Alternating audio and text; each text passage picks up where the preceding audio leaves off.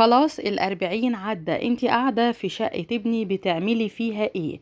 للأسف مواجهة صعبة جدا ما بين حماة علا زوجة إسماعيل عريس الشرقية اللي مات يوم فرحه بعد ما عدى 40 يوم على وفاته. سلونا وعاداتنا وتقاليدنا في الفلاحين إن الواحدة تفضل قاعدة في بيت جوزها اللي توفى 40 يوم، وبعد كده تاخد شنطة هدومها وتطلع تقعد عند بيت أبوها. قاعدة بتعملي ايه وطمعانة في ايه؟ تعالوا نشوف حماة علا عملت فيها ايه بالصوت والصورة وشهادة الجيران. علا كانت بتتعامل ازاي خلال ال40 يوم اللي فاتوا، واول تعليق من علا وظهور ليها بتبكي ومنهارة: يا ربي ليه اخترتني انا؟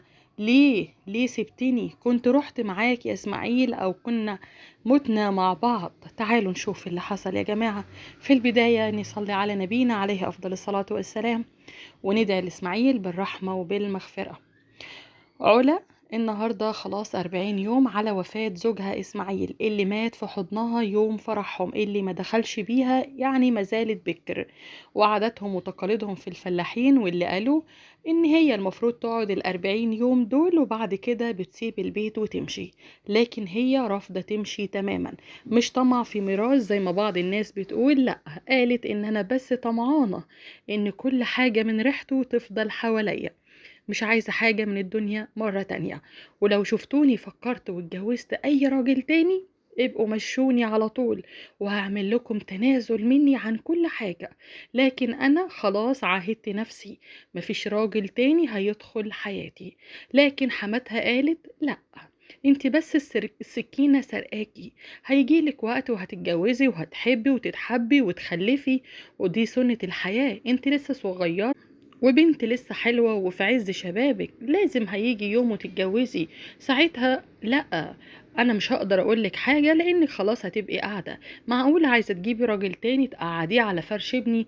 انت دلوقتي لو ليكي حق انا هديهولك، ولكن مش شقة ابني ابدا ولا شقة ابني. ابني شقته هيتجوز فيها اخوه هيتجوز فيها، لكن انت لازم تروحي على بيت اهلك.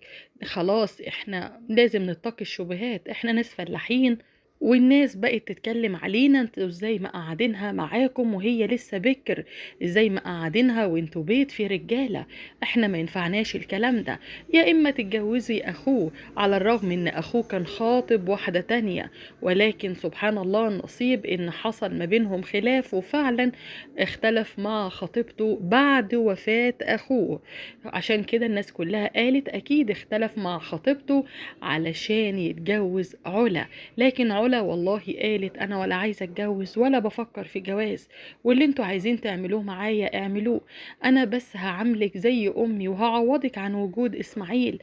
ليه بتحرميني من اللحظه دي؟ طبعا كانت مواجهه سخنه جدا، واللي حكاها الجيران اللي قالوا علا ما شفناهاش من يوم وفاه جوزها وقفت حتى في الشباك ولا في البلكونه، ما نعرفش اساسا اذا كانت موجوده ولا مشيت لاننا ما بنشوفهاش تماما. بنت محترمة وبنت بلدنا وما شفناش منها حاجة وحشة، حتى حماتها عمرها ما جابت سيرتها في حاجة وحشة.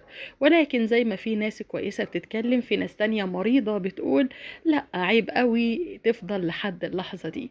انصحوهم يا جماعة ايه اللي المفروض يعملوا.